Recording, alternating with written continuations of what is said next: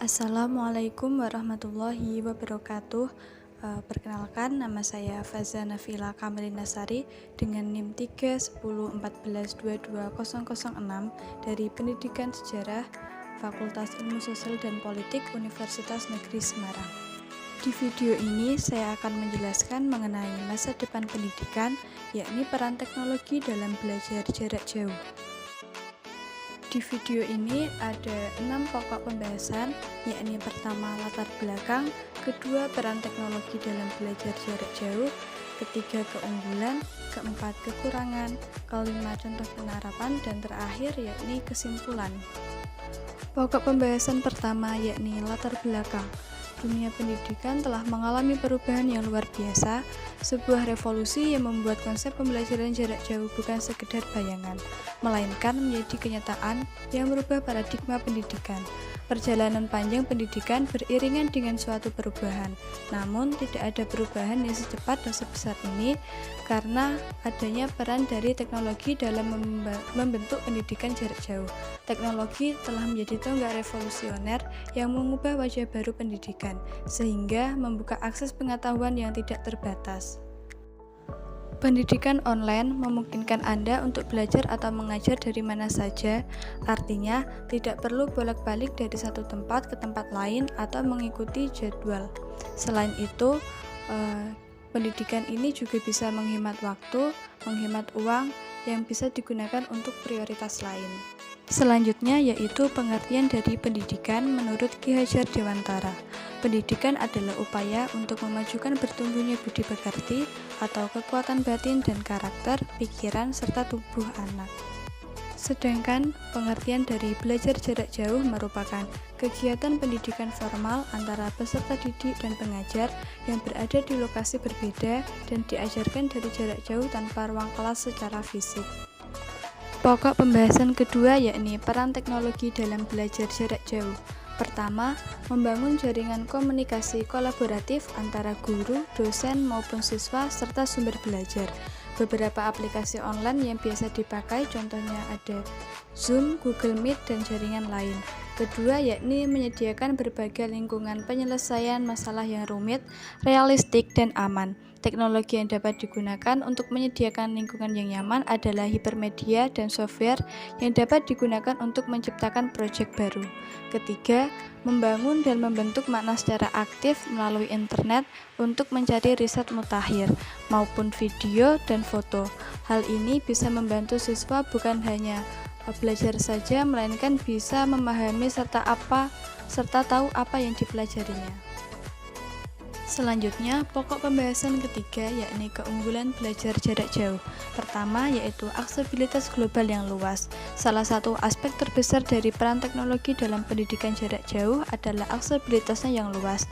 Siswa dari daerah mana saja dapat mengakses sumber daya pendidikan dari seluruh dunia. Buku digital, video pembelajaran, semuanya dapat diakses melalui platform online. Ini berarti siswa tidak lagi terbatas oleh jarak atau ketersediaan sumber daya lokal.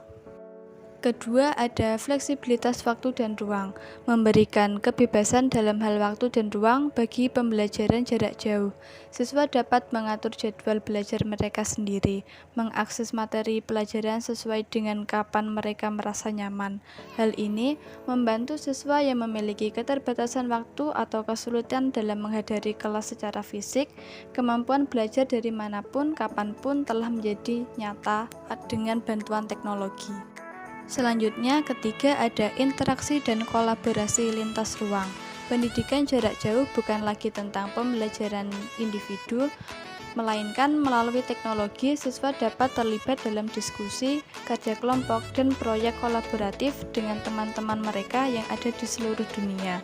Adanya forum daring dan platform kolaboratif telah membuka ruang untuk interaksi lintas budaya, memperkaya pengalaman belajar, serta menginspirasi pandangan dari sudut pandang yang berbeda. Keempat, ada kemampuan untuk mempersonalisasi pengalaman belajar. Melalui algoritma dan kecerdasan buatan, platform pembelajaran online dapat menyesuaikan kurikulum dengan tingkat pemahaman siswa. Ini memungkinkan siswa untuk belajar sesuai dengan kebutuhan mereka, sehingga menghasilkan pengalaman belajar yang lebih efektif dan menyenangkan. Pokok pembahasan keempat, ada kekurangan dalam belajar jarak jauh. Pertama, ada keterbatasan akses internet.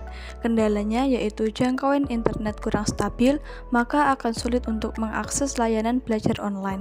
Selain itu, harga data internet juga masih dirasa cukup mahal untuk beberapa kalangan masyarakat. Kedua, pemahaman terhadap materi. Materi yang diajarkan secara online direspon berdasarkan tingkat pemahaman yang berbeda-beda, tergantung kepada kemampuan pengguna. Beberapa orang mungkin dapat menangkap materi dengan lebih cepat hanya dengan membaca, namun ada juga yang membutuhkan waktu lebih lama sampai benar-benar paham. Bahkan ada juga yang membutuhkan penjelasan dari orang lain agar dapat memahami materi yang dipelajari. Ketiga, minimnya pengawasan dalam belajar. Kurangnya pengawasan dalam melakukan pembelajaran secara daring membuat pengguna kadang kehilangan fokus. Adanya kemudahan akses, beberapa pengguna cenderung menunda-nunda waktu belajar. Selanjutnya, ada contoh dari penerapan belajar jarak jauh. Bisa memanfaatkan aplikasi Google Meet, Zoom, dan lain-lain. Selain dari itu, kegiatan pendidikan melalui cara ini bisa dilakukan menggunakan Learning Management System atau LMS seperti aplikasi belajar online, Ruang Guru, dan Zenius. Para tenaga pendidik dan peserta didik juga dipersilahkan memakai media sosial seperti Instagram, YouTube, maupun WhatsApp untuk fasilitas aktivitas belajar mengajar. Terakhir, ada kesimpulan. Peran teknologi dalam transformasi pendidikan yang tengah berlangsung sangat signifikan, terutama dalam evolusi sistem pendidikan abad ke-21, lebih khususnya dalam apa yang disebut sebagai era pendidikan 4.0. Pada tahap ini, peran guru tidak lagi sebagai pusat dalam proses pembelajaran, melainkan bergeser menjadi fokus pada siswa, di mana peran guru lebih sebagai fasilitator yang membantu menyediakan sumber daya dan media pembelajaran yang dibutuhkan oleh peserta didik mempersiapkan pembelajaran. Itu saja yang dapat saya sampaikan dalam video ini. Apabila ada salah kata, saya mohon maaf. Terima kasih. Wassalamualaikum warahmatullahi wabarakatuh.